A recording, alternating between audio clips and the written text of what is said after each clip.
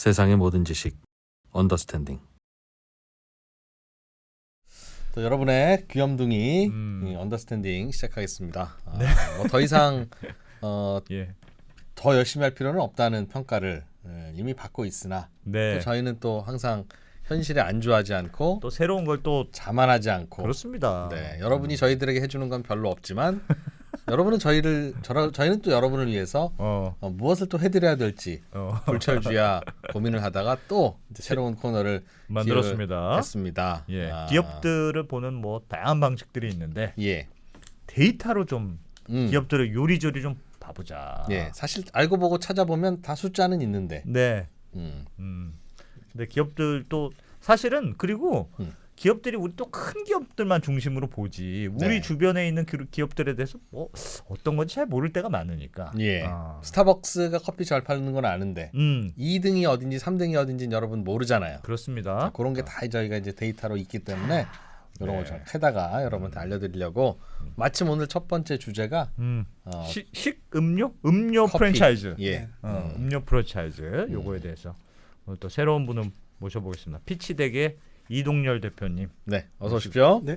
안녕하세요. 네. 피치덱이 기업 데이터 이런 거 하시는 회사인 거죠? 네, 저희는 그 기업 데이터들을 전문 투자자들인 벤처 캐피탈이나 프라이빗 에코티 같은 전문 투자자분들한테 제공하는. 그러니까 일반인들한테는 안 보여주는 숫자들. 안 보여준다기보다 저희 이제 서비스 타겟은 이제 전문 투자자. 그러니까 안 보여주는. 네, 그렇죠. 돈 내야 보여주는 뭐 그런 겁니까? 그런데 이제 저희가 그런 거 왜 돈을 받냐? 우리 와서 방송한테 좀 풀어라. 그래서 일부는 좀 보여주시기로 한. 네네. 음료 프랜차이즈? 여기 좀 재밌는 얘기들이 많이 있어요. 커피 전문점이지 커피 전문점. 네네네. 일단 뭐 그 저희가 데이터를 위주로 이제 기업들을 보여드리려면 친숙한 것도 위주로 해야 되잖아요. 그러다 보니까 저희가 첫 번째 꼭지로 잡은 게 아무래도 이 음료 가맹, 커피 가맹. 왜 맨날 먹으니까. 네네. 자주 드시니까. 저희 그 맨날 그 많이 먹습니다. 밑에 있는 메가커피. 메가커피. 메가커피냐 미친 듯이 팔아주고 있어요. 메가커피는. 거기는 그냥 들고 올 때 팔이 아파 무거워. 한번 보시죠. 보시죠. 그럼 준비해 오신 자료부터. 네, 일단 그 지금 보시는 화면이 네. 음료 가맹사 사실 대부분은 이제 커피 프랜차이즈입니다. 그래서 용어로 이제 프랜차이저라고 표현을 하고요. 예. 가맹 사업을 내신 분은 프랜차이지라고 하긴 하는데 그냥 프랜차이즈라고 표현을 하겠습니다. 이해하기 그냥 듣기 편하시게. 프랜차이지가 지가 가맹 사업을 하시는 분들, 당한 사람. 자영업자. 네. 지가 자영업자. 저가 본사. 네. 근데 준 사람. 그냥 저희는 가맹 사업자분들을 얘기할 건 아니니까 그냥 예. 프랜차이즈로 제가 알겠습니다. 네. 말씀을 드리겠습니다. 그래서 보시게 되면 이게 단위는 나와 있지만 단위는 1,000원 단위입니다. 그래서 SCK 컴퍼니라고 나와 있는 게 이제 2조 9천억 돼 있는데 저게 우리가 알고 있는 스타벅스 코리아입니다. 매출 순서대로 소팅해 오신 거죠? 네, 맞습니다. 매출 순서대로 소팅을 한 거고요. 예. 스타벅스 뭐 잠깐 설명드리면은 뭐 스타벅스는 71년도에 미국에서 본토에서 설립이 됐고요. 그리고 미국 상장은 92년도였고요.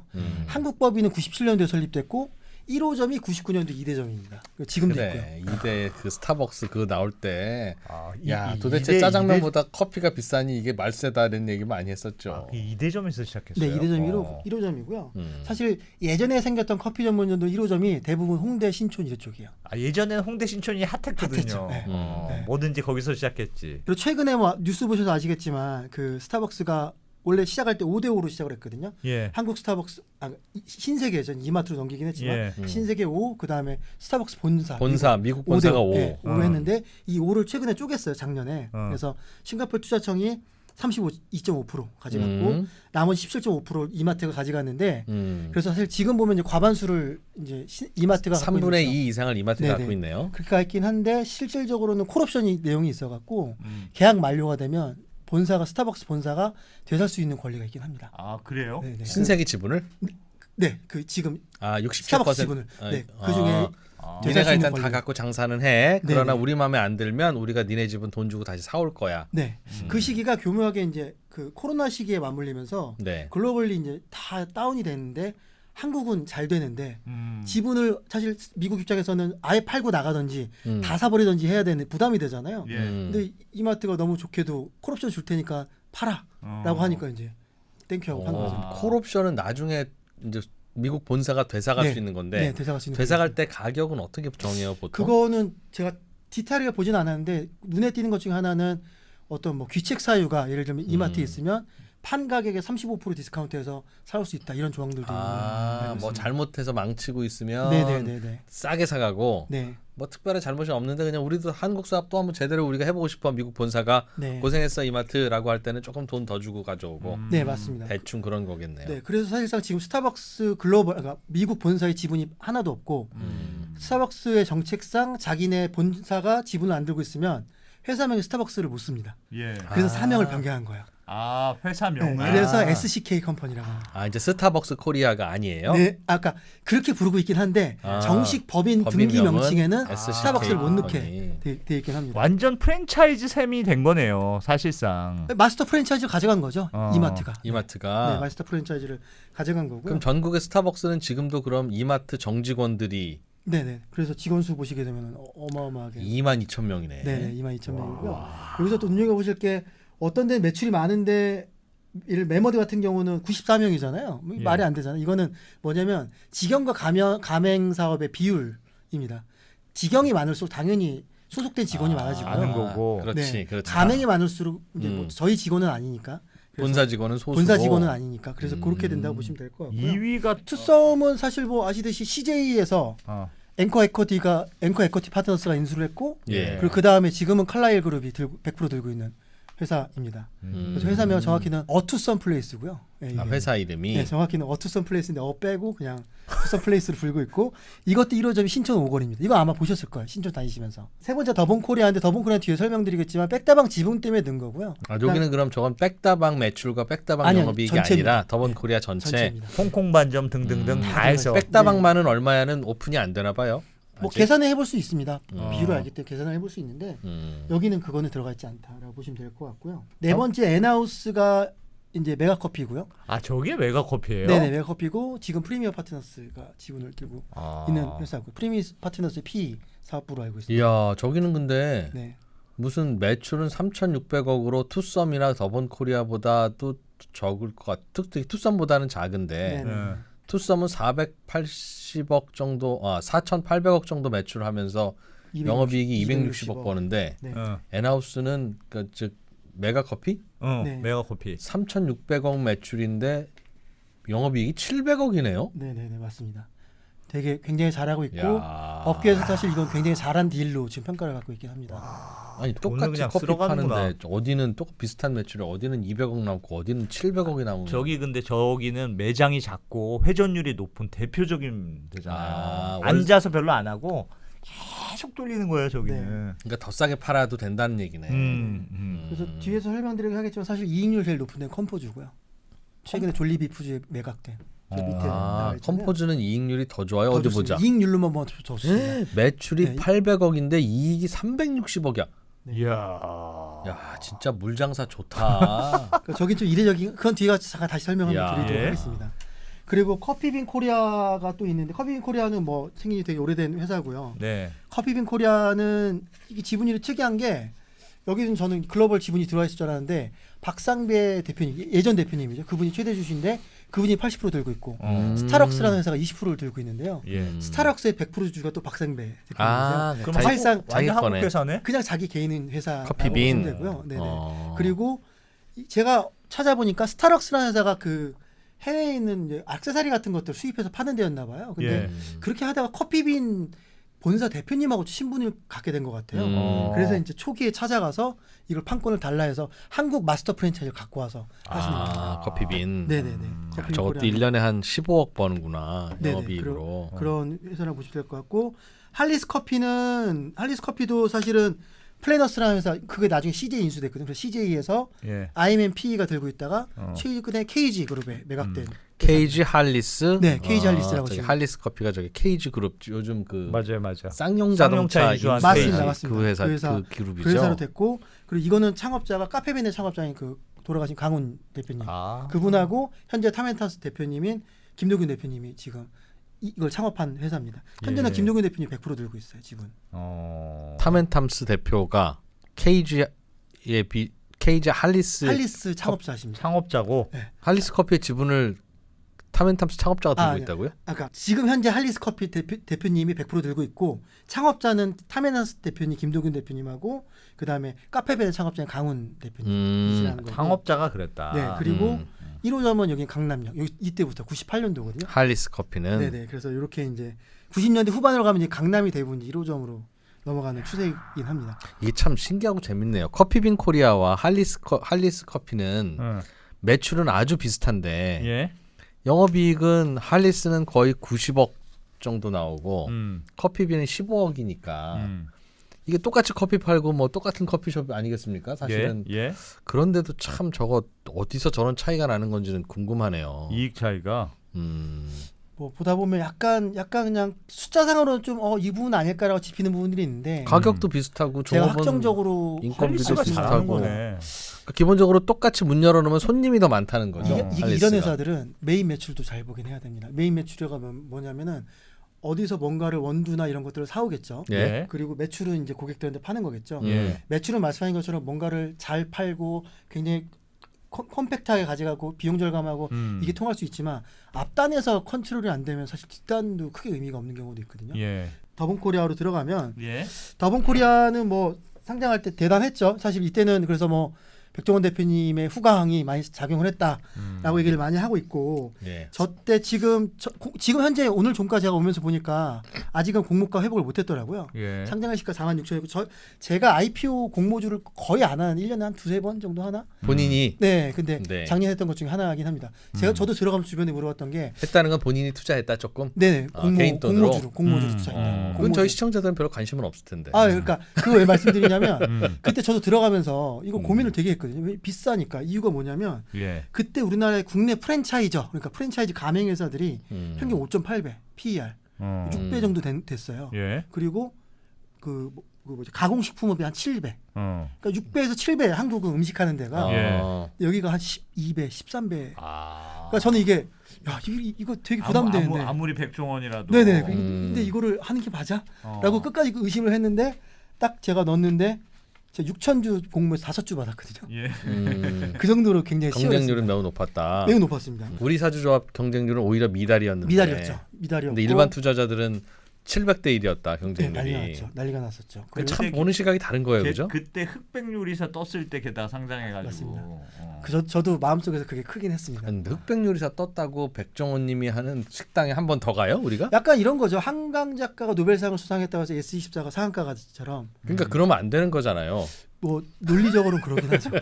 뭐 그러면 안 되는 게 어디 있습니까? 그냥 그런 거지. 근데 뭐 단기적으로 투자는 어쨌든 심리니까요. 알겠습니다. 예. 지분은 어쨌든 현재 백종원 대표님하고 강성원 대표님이 두 분이 합쳐서 한 73% 정도 들고 계시고요. 어마어마하게 많네. 들고 계시고 그다음에 이게 근무자 수인데요. 쭉 보시게 되면은 이 파란색 라인을 보시게 되면 쭉 성장하고 있잖아요. 저게 뭐예요? 그러니까 근무자 수가 많아지고 있다. 직원 수가 계속 늘어나고 있는 거고요. 당연히 퇴사율이 있습니다. 퇴사율이 18%인데 이 업종 평균 퇴사율이 46%입니다. 굉장히 낮아요. 굉장히 낮아요. 1년에 10명 들어오면 5명은 나가는 거예요? 맞습니다. 이 업종은 그렇습니다. 근데 여기는 2명 정도 나가고 있다는 건 어쨌든 되게 그렇게 계속 늘고 있는 상황인 거고요. 그리고 보게 되면 채용 건수도 보시게 되면 업종에서 평균 산업에서는 4.4건 내고 있어요. 예. 근데 지금 더본코리아는 5건을 내고 있죠.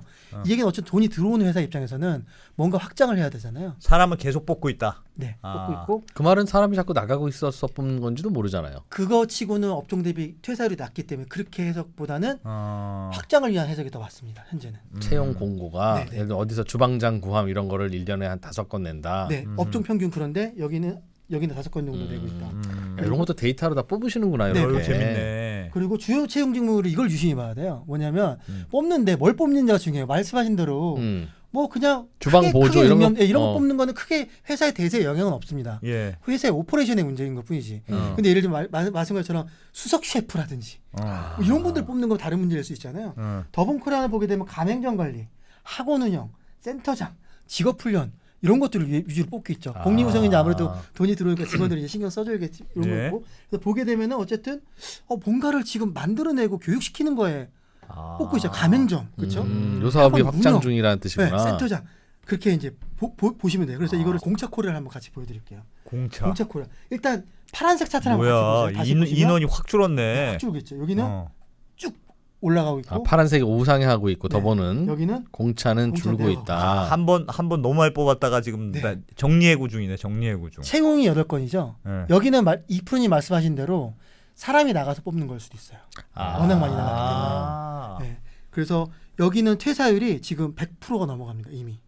100% 들어온 만큼 나간다는 뜻이에요? 네, 그러고 있습니다. 그래서 실제로 한 150% 정도 되는데요. 실제로 517명 근무하고 있는데 최근 1년간 750명 나갔어요. 네. 그래서 굉장히 많이 나가고 있다. 이건 뭔가 문제가 있는지. 아니, 문제가 있거나 현 직원이 500명인데 최근 1년간 700명이 나갔으면 그럼 들어왔다 나갔다 했다는 네네네. 뜻이잖아요. 들어갔다 나갔다를 자주 했을 수도 있고 아니면 한 번 다 물갈이해서 제일 고참이 나 입사한 지 7개월 됐는데 이런 수도 있고. 그래서 그걸 보셔도 되고 두 번째 건수를 많이 뽑고 있으니까 어쨌든 여기 둘 다 할 수도 있다. 정말로 확장을 위해 쓸 수도 있고 아니면 사람이 줄어드니까 뽑는 걸 수도 있고. 근데 주요 채용 직무를 한번 보세요. 보면 재무회계, 프랜차이즈, 입출금 관리, 자금 관리. 야, 이거 오퍼레이션인데. 오퍼레이션. 정확히 보였어요. 예. 그래서 이게 의미하는 게 뭐냐면 딱 이것만 보면 누가 공격수고 누가 수비수인지 1년 뒤에 모습이 나오는 거예요. 공격을 하는 사람들은 프랜차이즈 확장을 위해서 교육할 센터장도 뽑고 학원 강사도 뽑고 그렇죠. 지금 그러고 있는 데고 어딘가 하나는 직원들은 계속 나가는데 그게 자발적으로 나갈 수도 있고 줄이는 걸 수도 있죠. 요건 관리직을 계속 관리직을 뽑고 있죠. 그 말은 뭔가 지금 직원의 물갈이가 되고 있는데 신규 사업용은 아니다.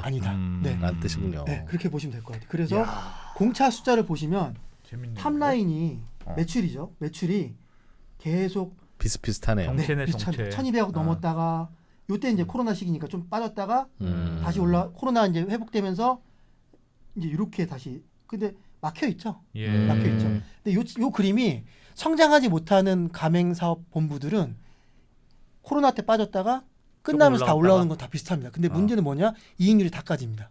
지금 보시면 이익률이 까지고 있죠. 밑에 보시면 어디 봐요? 파란색이 영업이익이고요. 그리고 초록색이 당기순이익. 그리고 노란색이 에비타거든요. 다 줄어들고 주르륵 이렇게. 공차가. 그건 왜 그럴까요? 공차는 지금 그러니까 이제 지금 매출은 정체돼 있고 이익이 줄고 있는 상황인 거예요. 그러면은 경영자 입장에서는 이걸 확대한 방법 매출을 세게 늘려서 그냥 이익을 같이 비례적으로 키우거나 아니 매출이 정체돼 있어 키우기 힘들 환경이면 비용을 컨트롤해서 올리는 수밖에 없죠. 저 말은 지금 그 2019년 대비 줄었다는 거죠. 코로나 이전 대비 이익이 그때 그 수준까지 안 올라왔다. 이익은 영업이익 기준으로 2022년이 110억, 21년이 140억, 150억 갔다가 작년에 34억으로. 그러니까 23년도에. 그러니까 20년, 21년, 22년은 조금씩 늘었는데. 네, 맞습니다. 아하. 그래서 그런 상황이다. 그래서 앞에 다시 보시게 되면 이 사람들을 뽑는 게 지금 현재 대표님은 사업 확장을 위해서 뽑는다기보다는 이 이익을 회복하기 위해서 관리를 먼저 하는 게 아닐까라고 이제 저희는 추정을. 뭔가 약간 내부적인 문제가 있는 듯한 그러게, 느낌이 드네요. 그 관리 비용이 좀 드나 보네 지금. 네, 그러고 있는 상황입니다. 영업이익 뭐 매출이 크게 줄지 않았는데 영업이익이 가파르게 줄었네요. 최근에 조금씩 늘다가 심지어. 네, 맞습니다. 코로나 이후에는 조금씩 늘었는데. 공차가 창업자는 모르지만 한국에서 어떤 여성 창업자가 그 마스터 프랜차이즈 가져와서 큰 돈 주고 팔았잖아요. 네, 그 VC P 겸 VC 회사에 매각을 했고요. 그게 또 지금 매각돼 있는 상황. 다시 매각됐고. 매각돼 있는. 근데 공차 걱정할 때는 아닙니다. 그래도 150억씩 벌잖아요. 2022년 보면 2023년 큰일 났다고 해도 40억 벌잖아요. 언더스탠딩 얼마 법니까? 훌륭한 회사네. 반성합시다 진짜. 네. 그래서 더본코리아 잠깐 다시 짚고 가면 어쨌든 현재 더본코리아가 운영하고 있는 25개 회사고요. 이 중에 백다방이 매출 한 30% 정도 하고 있다고 보시면 되고 나머지 중에 6% 넘는 7% 넘어가는 게 홍콩 반점 하나입니다. 이렇게 많아요? 네, 굉장히 많고 사실 저도 정리하면서 모르는 게 한 절반 이상 되는 거예요. 아니 저는 이 역전우동 새마을 식당은 알아. 롤링 파스타 한때 유명했었잖아요. 유명했어요? 네, 한신포차는 뭐 당연히 아시죠. 연돈 불카츠도 들어봤다. 각자에게 서로 유명한 게 달라 지금. 네, 그래서 이렇게 가고 있는데 제가 볼 때 더본코리아가 공모자금 들어온 걸로 수직 계열화 M&A를 한다고 발표를 했고요. 확장을 하는 방법은 저희가 볼 때 두 가지가 있거든요. 브랜드 개발을 해서 확장하는 게 있고요. 25개, 26개, 7개를 만드는 거죠. 새로운 그 방법이 하나가 있고 프랜차이저를 하나 사오는 것도 하나. 아예 그냥 본사를 아까 뭐 공차 같은 걸 사온다. 예를 들어서 뭐 그것도 바로 확장할 수 있는 그런 것들이죠. 그래서 그런 역할을 해갖고 그 어쨌든 더본 코리아는 공격적인 확장을 할 것이다. 여러 가지 데이터로 놓고 봤을 때는 더본 코리아는 뭔가 그 음식점 프랜차이즈를 운영 경영하는 사업 노하우가 기업의 핵심 자산인가 보네요. 네, 맞습니다. 그런 맞습니다. 거네. 네, 그래서 사실은 더본 코리아는 아직까지도 대부분은 외식 프랜차이저로 보고 있고요. 저희가 지금 여기서는 커피 프랜차이즈로 다루고 있긴 하지만 매출 비중 때문에 근데 사실은 외식 프랜차이즈로 보고 있긴 합니다. 진짜 웃기다 저거. 역전 우동도 있고 저 밑에 보면 고속 우동도 있어. 네. 그럼 뭘까? 역전 우동은 아마도 그 도심 상권에 들어간 거고요. 예. 고속 우동은 휴게소 타겟이 아니었을까요? 잘 모르겠죠. 휴게소나 뭐 스테이션 어떤 역 같은데. 제가 보기엔 추측입니다. 식재료는 같이 쓴다. 그래서 보면은 더본 코리아 매출 비중 보면 아까 홍콩번점 6% 7% 안 넘는다 그랬잖아요. 예. 의외로 이마트 코스트코 매출이 7, 8%씩 나와요. 각각. 네, 그게 뭐냐 밀키트를 팔고 있거든요. 홍콩 반점에서 아니 더본 코리아가. 더본 코리아가 네네 밀키트를 팔고 있는데 그게 뭐 쿠팡 같은 데서도 팔리고요. 무슨 브랜드로 파는 거예요? 이마트. 그러면 그냥 사실 저도 브랜드까지 한신포차나 인생 설렁탕 그런 걸로 파는 아니라? 거죠. 뭐 그런 걸로 팔 것 같은데 나는. 네네. 홍콩 반점 뭐 이렇게 네네네, 홍콩 그렇게 팔고 반점 있을 뭐 겁니다. 볶음밥. 저는 이제 매출 데이터만 보고 제일 이익률은 컴포즈 커피입니다. 41% 나오고 있고요. 세상에 이익률 컴포즈 41%고요. 스타벅스 코리아가 4.8%입니다. 이익률이 이익률 그렇게 높지는 않네. 그리고 아까 메가커피 이익률 좋다라고 하셨잖아요. 그게 예. 18.8%. 야. 타멘탐스하고 주시는 적자. 그래서 제일 낮은 데는 공짜 코리아 2.8%. 흑자 중에는 흑자 중에 제일 낮고. 그리고 제일 높은 데는 컴포즈 커피 41%. 저기 왜 이렇게 높을까? 그래서 뒤에서 뭐 잠깐 설명드리겠지만 뭐 몇 가지 추정되는 것들이 있긴 합니다. 그 설명 좀 빨리 듣고 싶네요. 싼 원두를 쓴다. 그런 걸 수도 있고요. 왜냐하면 제가 뒤에 잘 설명드리겠지만 그 메머드가 좀 특이하긴 하더라고요. 제가 찾아보니까 매출 매입. 그러니까 사실은 그 아까 좀 말씀드렸던 그 엔하우스니 네. 컴포즈 커피 다 싼 커피, 메머드 커피 다 네. 싼 커피를 맞습니다. 표방하는 데들이잖아요. 네네. 싸고 그냥 빨리빨리 내보내는 그런 네. 걸 다 표방하는 회사들인데 유독 저기가 높으니까 특이하네요. 근데 저거는 원두가 싸구려이거나 그러면 사람들이 알아보고 안 먹을 거 아니겠어요, 네, 금방. 네. 그렇긴 그렇지. 그러니 대체로는 그 같은 원재료 가지고 뭐 저 이익이 달라지는 건 아닐 거고 어차피 점포 운영비나 직원 인건비는 똑같이 들어가니 어차피 점포 문 열고 월세 냈으면 많이 팔면 많이 남는 거고 못 팔면 적자나는 거라서 고정비가 높으니까 매출 그 점포 매출이 많을 것 같은데요. 그래서 일단 이익률이 낮은 것 중에서 제가 이디하고 메머드 커피를 하나씩 보여드릴 건데요. 네. 이디야, 한때 잘 이디야. 나갔었는데 한때 잘 나갔고요. 예. 이게 이제 중저가, 정확히 중저가입니다. 예. 그러니까 메가커피 이런 건 저가고요. 그래서 예전에는 스타벅스나 투썸 플레이스로 비싼 것만 있을 때는 예. 커피빈이나 이디야가 굉장히 잘 먹혔어요. 그래서 매장 수가 엄청 빠르게 늘었거든요. 그랬죠. 네, 근데 보시게 되면은 이디야도 매출이 크게 성장을 못하고 있는 상황이에요. 이게 딱 보면 성장하고 있느라 보실 수 있겠지만 예? 다른 데가 이따 보여드리는 다른 회사들 보면 성장 못하는 걸 딱 알게 되실 거고요. 이익률은 마찬가지로 낮아지고 있는 상황이긴 합니다. 예. 이디야 같은 경우는 사실은 창업자분들이 주주명부를 보게 되면 가족 기업이에요. 제가 추정 볼 때는 그 주주명부를 봤을 때는 어쨌든 회장님 그리고 예. 회장님의 사모님 자녀분들이 들고 있는 것 같더라고요. 지분이 다. 제가 알기로는 여기 그러니까 신한은행 옛날 동아은행 출신분들이 만든 회사로 알고 있거든요. 이디야가. 네, 근데 이 회사가 중저가를 되게 잘하다가 어쨌든 계속 지금 이익이 감소하고 있는 상황인데 보게 되면 매출은 그래도 좀 늘었는데 예. 이익이 줄고 있는 상황이잖아요.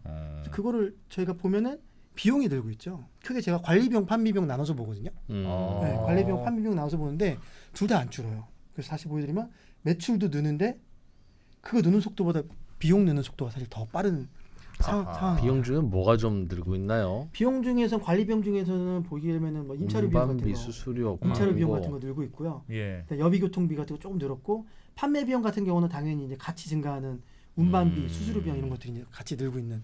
매출 늘어나면서 같이 늘어날 수밖에 예, 없는. 판매 비용은 뭐 같이 늘어갈 수밖에 없을 것 같은데 네네. 전체적으로 관리 비용이 조금 많이 는 것 같은 생각은 드네요. 네네네. 영업이익 대비 광고비를 한번 준비를 해봤거든요. 예. 아하. 그래서 보면 이디야가 200%예요.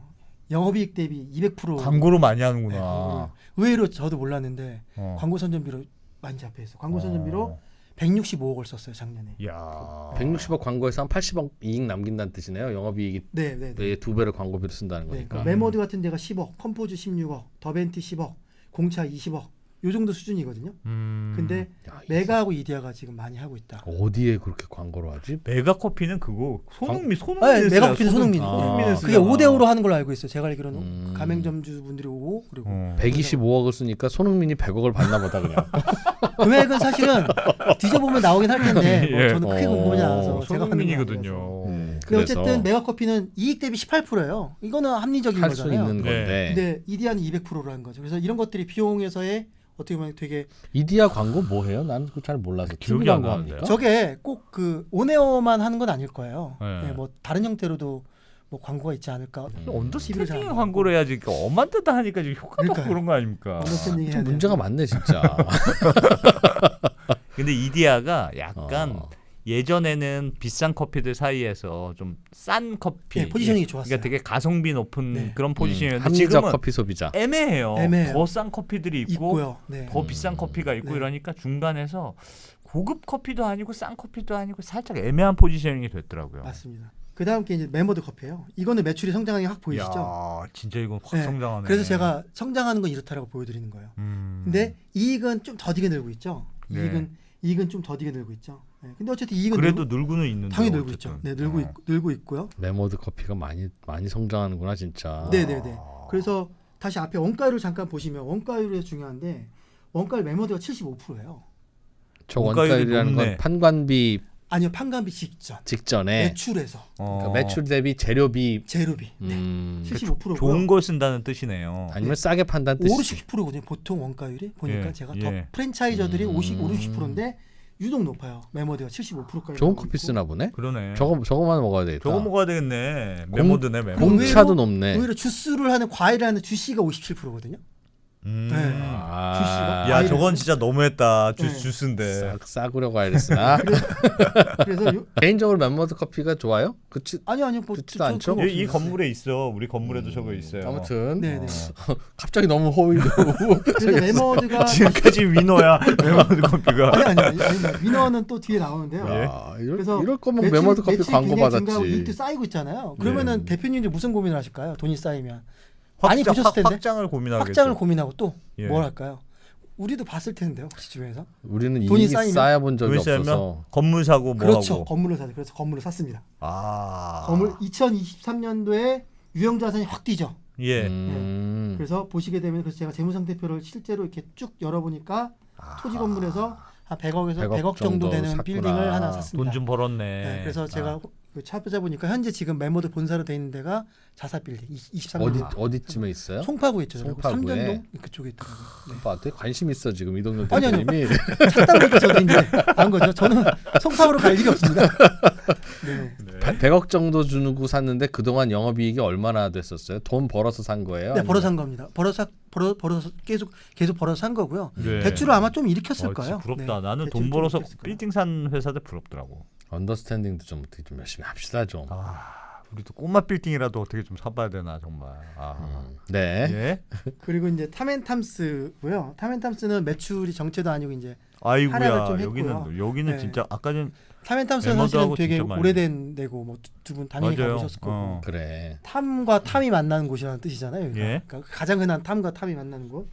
근데 여기는 매출 보게 되면은 2020년 540억에서 뭐 390억, 420억, 410억까지 떨어져 있고. 게다가 적자폭도 커지는 것 적자는 같은데. 계속 적자를 여기 왜 이렇게 많이 망가졌지? 적자를 나고 있긴 합니다. 예. 부채 비율 그래서 보시게 되면은 이게 이제 저희 자본의 구성인데요. 자본의 구성을 잘 보셔야 되는 게 어쨌든 자산이라는 게 자본과 부채를 갖고 사는 게 자산이잖아요. 예. 부채는 빌려오는 거니까 그거는 논외고 자본이 구성이 어떻게 됐냐를 보면 이 회사가 돈을 벌어서 뭔가를 사고 있는지를 보는 건데 자본 구성 부분에 얘는 적자가 누적되니까 자본금이 이제 거의 다 까였죠. 네, 거의 다 까였죠. 저기도 좀 있으면 프랜차이즈 자본 사업이죠. 네, 프랜차이즈입니다. 저기도. 자본 잠식이 눈앞인데. 네, 네. 그 그리고 말은 재무 현황을 보게 되면은 재무 현황도 자본금이 줄어드니까 부채 비율이 자동으로 올라가 지금 500%까지 올라가 있어요.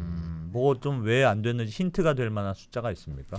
그러니까 여기가 사업을 되게 많이 했더라고. 저도 몰랐는데 혹시 제가 드리는 것 중에 아시는 게 에그 탐탐, 라운지 탐탐, 그런 겟풀, 그런 브랜드가 탐스런 있어요? 헤어 들어본 거 혹시 있어요? 모르겠어요. 이게 커피 에그 아닌 탐탐은 사업. 디저트, 네.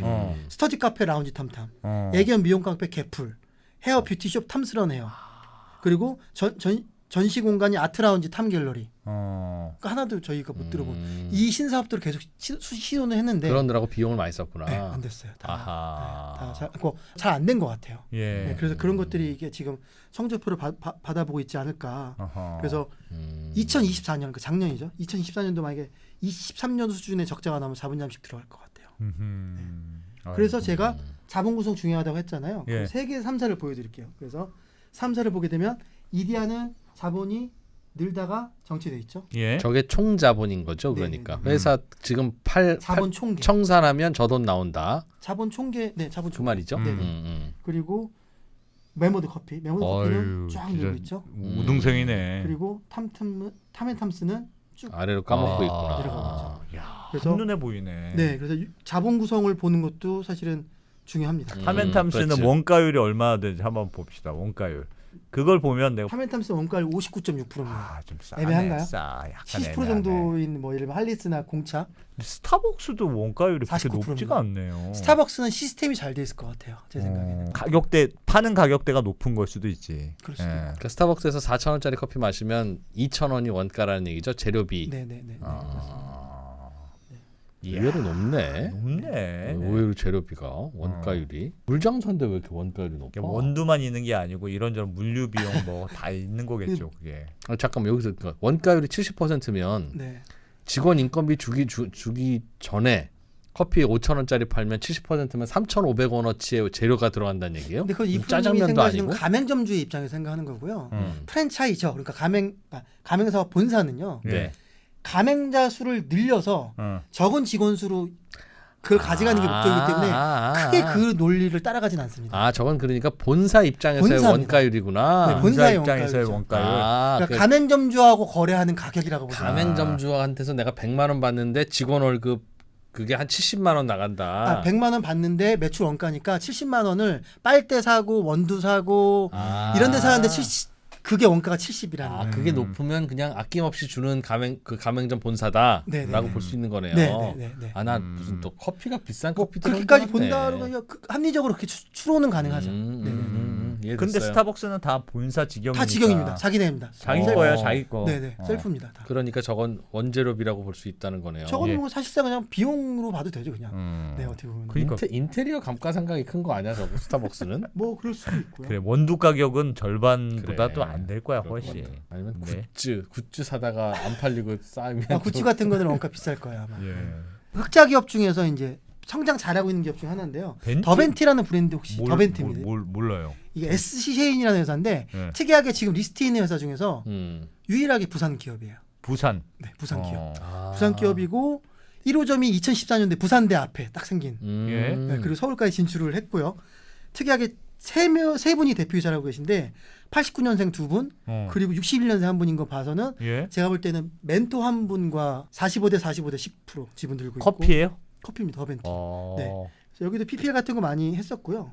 그래서 자본 구성 여기 딱 보시죠. 여기는 예쁘죠. 훌륭하죠. 네. 점점 돈이 쌓여가고 있는 네, 쌓이고 거네요. 있죠. 그림이 예쁘네. 그러면 마찬가지로 저기도 뭐 빌딩을 할 수도 있고 사업 확장을 할 수도 있는 거고 예. M&A를 할 수도 있는 거고 그렇게 부산에서 네 그렇게 가는 거예요. 이름이 벤티인 거 보니까 뭘 많이 주나 보다. 약간 메가 커피, 메가, 그- 메머드 그런- 다 그런 빅 사이즈 표시잖아요. 예. 벤티도 큰 사이즈 표현하는 스타벅스의 그 용어이기도 하고 예. 그래서 그런 거라고 보고 있고요. 컴포즈 커피가 아까 매각됐다 말씀드렸죠. 졸리비 푸즈. 예. 예. 졸리비 푸즈는 참고로 커피빈 들고 있는 회사예요. 아. 커피빈도 졸리비 푸드가 샀어요. 예. 네, 졸리비 푸드가 샀고 졸리비 푸드가 그러니까 작년 7월에 컴포즈 커피를 4,700억에 매입을 했는데요. 이게 에비타로는 8배라고 주장을 하고 제가 계산을 봤을 때 11배로 나오긴 하거든요. 예. 근데 아무래도 뭐 저쪽이 맞겠죠. 저는 어떻게 보면 약식으로 에비타를 계산한 거고 저기는 어쨌든 회계사 통해서 조정. 저기 에비타 X가 인수했을 때 가격의 몇 배였느냐? 맞습니다. 에비타의 몇 배를 주고 인수를 했냐를 보는 건데 투썸이 앵커 에쿼티 파트너스에 인수된 가격이 4,500억인데 예. 이때 에비타 12배. 저희 안승찬 대표를 위해서 에비타가 뭔지 좀 설명을 좀 부탁드립니다. 에비타가 우리가 흔히 영업이익 많이 알고 있잖아요. 예. 영업이익이 예. 이제 EBIT이라고 저희 표현을 많이 하고 네? OP라고 표현을 하는데 영업이익인데 이게 국제로 놓고 보면은 나라마다 세율도 다르지 않습니까? 한국의 세율과 미국의 세율은 다르거든요. 네. 근데 영업이익과 순이익을 갖고 비교를 하게 되면 이제 이런 회계 기준이나 세금이나 이런 문제로 인해서 다르니까. 이게 그렇죠. 공정하지 않을 수 있으니 예. 우리 다 떼고 그래서 감가상각도 그거는 하지 지출 말고. 없는 비용이니 그런 것도 넣어버리고 다시 세금도 똑같다는 전제하에 그러니까 세금을 안 뗀 거죠. 쉽게 얘기하면 그렇게 했을 때 이익이라고 보시면 됩니다. 나라별로 차이가 없는 이익. 그렇죠. 근데 공평하게 우리 계급장 떼고 한번 이익을 보자. 각자 나라의 상황에 맞춰서 하지 말고 회계 장난 안 한 이익. 회계 장난, 세금 장난 그리고 그러니까 현금 유출 없는 이런 비용도 다 넣고 이렇게 해갖고 했을 때 그걸 에비타라고 표현을 하고요. 네, 그래서 그냥 이익이라고 이익이라고 영업이익이라 가깝게 보시면 됩니다. 영업이익 같은 느낌으로 보시면 되는데 어쨌든 에비타인데 이게 20년, 21년은 참고로 코로나예요. 그래서 거래 대금이 작았을 수도 있습니다. 5배, 7배로 떨어지잖아요. 12배에서. 예. 그렇죠. 물론 이거 제 추정입니다. 그래서 할리스가 KG그룹에 인수됐을 때가 5배. 와, 싸게 샀네. 할리스하고 메가커피. 메가커피는 프리미엄 파트너스에 5배라고 샀다고 했는데 아까 좋아하시는 메가커피. 예. 5배인데 이걸 또 에비타 계산을 했을 때 3배라는 얘기도 있더라고요. 어쨌든 3배에서 5배 사이에 사셨다. 굉장히 잘 사신 거예요. 제가 볼 때는. 굉장히 잘 사신 거고 스타벅스 코리아는 아까 말씀드린 것처럼 이마트에 할 때 7배. 네. 그리고 이게 거래됐다. 투썸 플레이스가 칼라이 그룹에 매각될 때가 12배. 네. 컴포즈가 이제 8배. 졸리비 주장으로는 8배. 지금 투썸 플레이스가 CJ 거 아니었어요? 아니요. 아까 말씀드렸지만 CJ에서 앵커 에코티로 갔다가 칼라이 그룹으로. 아직도 CJ 건 줄 알고 네. 있었는데. 와. 그래서 보시게 되면은 아까 처음에 말씀드린 국내 프랜차이즈 평균이 6배. 예. 그리고 가공식품이 7배라고 했잖아요. 그 정도에 거래되고 있구나. 네, 그 정도인데 상장 시장은 그리고 글로벌은 가공식품 평균은 17배, 네. 프랜차이즈가 23배. 예요. 그러니까 그거 감안하면은 제가 볼 땐 5배에서 7배는 그냥 상장 평균인 것 같고요. 12배, 11배는 사실은 이제 상장 평균보다 좀 더 주고 거래가 된 거다라고 보시면 될 것 같습니다. 그래서 화면 보시면 이제 이익률 높은 계산서, 손익계산서를 이제 보여드리는데 880억, 380억, 130억이잖아요. 예. 근데 이 판관비 비용을 보면은 매출이 200억이나 적은 메모다와 비슷해요. 비용. 그러니까 어떻게 보면 컴포즈가 비용이 싼 거죠. 원가도 낮고 원가율도 굉장히 낮고 뭔가 좀 알뜰살뜰하게 살림을 꾸리는 것 같네요. 네, 컴포즈는 원가율 43% 그리고 메모드는 75%인데 근데 판관비는 심지어 똑같아요. 매출은 200억 이상 차이 나는데 그러니까 사실은 컴포즈가 되게 잘하고 있는 거죠. 네. 본사 입장에서 그렇다는 거죠? 네네, 본사 입장에서. 그리고 공차는 보게 되면은 높죠. 네, 판관비가 260억. 하여튼 콤포즈, 벤티, 메머드 이런 데가 지금 잘 되고 있는 거네. 네네, 잘 되고 있는데 라고 보시면 될 것 같습니다. 여기 안 나와 있는 아까 메가커피 이런 데들이 지금 잘 되고 있는 데들 다 저가 브랜드가 잘 되네요 요즘은. 네, 그래서 다시 이제 이 화면을 보시면 제가 이제 밑에 오른쪽 설립연도를 넣어놨어요. 예. 설립연도를 넣어놨는데 90년도에 생긴 게 스타벅스. 그리고 더본코리아는 94년도에 생기긴 했지만 백다방이 2006년도에 생긴 거예요. 그래서 사실 2000년대 브랜드입니다. 그리고 할리스가 98년도, 타멘탐스가 99년도. 그러니까 딱 세 개인 거예요. 그러니까 스타벅스, 타멘탐스, 할리스 세 개가 90년도에 생긴 거고요.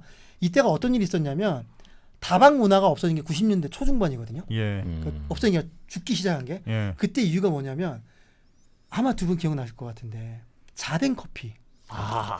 그게 추억의 이때 자댕 커피. 80년대 후반 90년대 초반에 자댕 커피 지금도 있거든요. 제가 갖고 오진 않았는데 자댕 커피가 아마 지금 여기 어디였더라? 어디에 커피 납품하는 회사가 자댕이에요. 네, 원두를 지금도 공장이 있고요. 커피숍 프랜차이즈는 이제 안 하나 봐요. 하는지 안 하는지 모르겠어요. 제가 자댕 하나 옛날에 명동에 있었는데 명동에 신촌의 자댕에서 맞아요. 만났던 거기가 1호점일 거예요. 명동이 네. 명동에 있어. 네. 명동에. 자댕 같은 게 생겨나면서 다방 문화가 줄기 시작했고요. 근데 자댕은 그때 셀프 서비스였어요. 커피 사면 자기 커피 내와서 먹는 구조였고 맞아. 그러다가 뭐가 생기냐면 자판기하고 봉지 커피가 생겨요. 90년대 활성화돼요. 그래서 한때 커피 시장에 70%를 봉지 커피가 먹을 때가 있었거든요. 그래서 캔커피, 자판기 커피, 봉지 커피에 커피 전문점이 들어오면서 다방 커피가 죽었고 그러면서 이 자댕 같은 데가 조금씩 올라오는 걸 보면서 이제 이런 커피 전문점 커피 타멘탐스 뭐 이런 애들이 그런 애들이 쭉 들어오기 시작한 거예요. 쭉 들어와서 이제 이것들을 하고 있는 거죠. 그래서 사실상 90년대가 초기 완전 1세대예요. 여기 생긴 것들이. 근데 이때 없어진 게 이후에 생긴 카페베네가 이런 거는 사실상 지금 살아있기는 제가 늦지는 않았거든요. 많이 이제 내려와 있어갖고 그런 상황이죠. 그런 상황이고 우리나라가 근데 이렇게 커피 많이 먹을 줄 몰랐을 거예요. 지금도 우리나라 커피 마시는 건 불가사의래. 불가사의. 어마어마하게 이렇게 커피 많이 마시는 나라가 없대요. 네, 그렇죠. 직장인의 생명수라고 그러지 않습니까? 왜 그럴까? 그러니까 힘들어서 그래. 인생이 힘들어서. 진짜 그래서? 진짜 그래서 커피를 안 먹으면 죽을 것 같다. 직장인이 힘드니까. 커피라도 마셔서 정신 차려야 되겠다. 저게 다 직장인이 마시지는 않을 거예요. 꽤 많은 분들이. 그러니까 우리나라는 그거 같아. 일단 기본적으로 추나추동 사계절이 너무 뚜렷한데 길에서 뭐 잠깐 만나서 담소를 나눌 만한 공간이 없어. 커피를 마셔야 돼. 3분의 2가 여름 아니면 겨울이니까 어디 들어가야 돼. 그리고 밖에서도 앉아서 뭘 먹을 만한 곳이 없어. 공원도 없고 벤치도 없고. 녹차집도 있어야 되고 그런데 다 커피잖아요. 그리고 우리나라는 그 누가 하나 뭐 그거 하면 다 따라하는 그런 문화가 매우 강해. 너도 나도 커피 마시는데 나만 무슨 녹차 그런 거 마시면 이상해. 그래서 말씀드렸죠. 90년대 초반에 자르댕이나 뭐 이런 도토루, 나이스데이 이런 것들이 들어왔어요. 도토루 진짜 그것도 추억의 이름이네. 일본 가면 지금도 있죠. 그게 도토루 코리아 한국 도토루에서 했던 거고. 근데 최근에 2024년도에 보면은 외국 프랜차이즈들이 또 많이 들어오고 있어요. 우리가 살고 있는 저기 티피타워에 있는 그 팀홀튼 캐나다 거죠. 들어왔고 그다음에 푸글렌 서울이라고 노르웨이 거가 저기 상수역에 들어와 있어요. 들어와 있고 블루보틀인가 뭐 그것도 한번 들어와서. 블루보틀은 이미 자료에 뉴욕에서 온 거. 블루보틀은 저희 매출 자료에 나와 있고요. 그리고 뭐 랄프스 커피라고 해서 랄프론에서 하는 커피도 지금 미국 한국에 들어와 있고 작년에 이런 것들이 다 지금 그리고 퍼센트 커피인가 하여튼 은커피라고 불리는 일본 커피도 한국에 들어와 있고 이렇게 해서 지금 한국이 지금 어떻게 보면은 커피 전문점들이 굉장히 빠르게 지금 다 생기고 있어요. 보시게 되면은 최근에 생긴 것들이 약진이 되게 두드러지잖아요. 2000년대. 우리도 10년대. 커피 전문점 하나 합시다. 커피 전문점을 하면 다 이익이네. 다 흑자네. 아니 흑자들만 모아놓은 거예요? 상위권이니까. 그래서 기간을 보게 되면은 평균 상위 기업들의 평균은 19년 정도 됐다. 네, 그리고 이익률은 10%인데요. 여기서 이익률을 아주 높은 컴포즈 제외하고 메가커피 18%니까 기형적으로 높으니까 두 군데 제외하고 나면 6% 수준. 네, 그래서 프랜차이저 그러니까 가맹사업 본사의 커피 가맹사업 본사의 영업이익률은 평균 한국은 7% 나온다고 보시면 될 것 같습니다. 그리고 이건 잘 나오네. 잘 나오죠. 근데 이게 잘 나온다고 볼 수만 없는 게 오늘 뉴스에도 나오긴 했는데 제가 다음에 아마 주제를 다룰 수도 있긴 한데 청과 도매 혹시 아시나요? 청과 도매? 과일 파는 거? 네네. 근데 과일 장사가 아니라 저기 무슨 농수산 청과물 시장 거기에 가락동이나 이런 데 가면 이 출하자한테 물건을 받아서 뿌려주는 역할을 해주는 도매 업자가 따로 있어요. 과일 쪽은. 거기는 이거 생각하시면 돼요. 약간 구조가 거래대금의 몇 프로를 출하량의 몇 프로를 먹는 구조예요. 약간 보는 게 거래대금 하면 딱 플랫폼 기업 비슷하잖아요. 근데 플랫폼 스타트업들은 알게 되시면 이익률이 거의 없거나 뭐 거의 뭐 그렇잖아요. 근데 그 청과 도매업자가 회사를 오늘 하나 어떤 회사가 PE가 인수할 수 있다는 단독 기사가 나오긴 했어요. 인수 추진 중이라는. 근데 거기 회사의 이익률은 영업이익률은 20%입니다. 거기는 과일 재배를 하지도 않고요. 따박따박 그냥 먹는 거구나. 그냥 들어온 물건 분배해주고 그거 아마 약간 독과점처럼 딱 정해져 있을 거예요. 정부에서 5년 10년씩 라이센스 주는 거고요. 근데 그 회사들 상위권 회사들 걔네들 평균이 20%고요. 상위권 회사들의 지분을 보면 다 기업들이 다 들고 있습니다. PE나. 그렇죠. 네, 그래서 그것도 제가 아마 다음번에 관심 있으시면 한번 다룰 수도 있고요. 뭐 하는 게 있다고 그것들이 돈을 먹어? 내려주고 올려주고 그 정산해주고 경비 붙여주고 그러니까 수수료 낼 플랫폼 기업 그러니까 우리 플랫폼 기업 똑같다면 돼요. 어차피 현장에 있는 업주들이 여기 물건 올려놓으면은 거래되면은 여기서 아무것도 안 하고 보내는 것도 이 사람이 보내고 뭐 하는 거잖아 쉽게 얘기하면. 근데 여기서 이제 그 플랫폼 기업은 중간에서 수수료 먹는데 되게 수수료 좀 낮춰야죠. 공식적으로 수수료가 제가 알기로는 7, 8%로 알고 있긴 한데 낮춰야지. 이익률이 영업이익률은 어쨌든 평균 20% 나옵니다. 사람들이 모르고 있었네 그동안. 그런데 모르지만 큰 기업들은 다 지금 거기 막 다 들고 건설사도 들고 이제 알게 됐으니 수수료 낮춰야죠.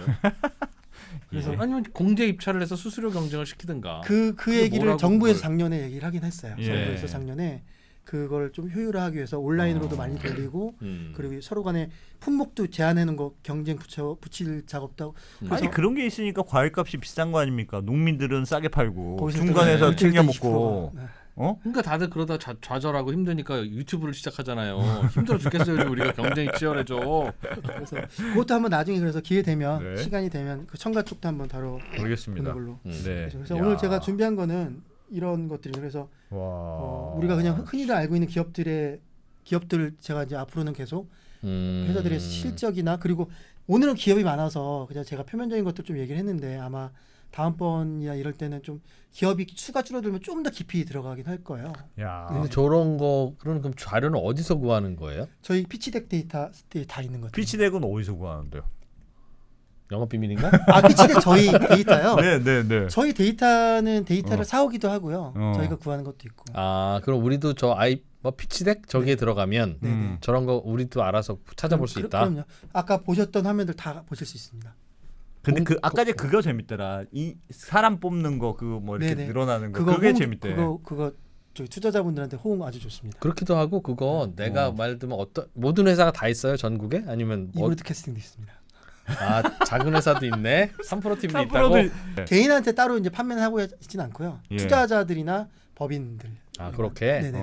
알겠습니다. 그럼 전국에 그 대학교의 교무처, 학과 이런 데서 하나씩 갖고 계시면 거기서 학생들이 어디 취업하려고 하는데 야, 거 잠깐 있어봐라. 내가 한번 찾아볼게. 뭐? 여기 언더스탠딩? 잠깐만. 퇴사율이 장난 아니야 여기. 야 여기 대표들이 여기 계속 대표들이네. 물갈이가 안 돼. 이런 거 해주면 좋겠네요. 네.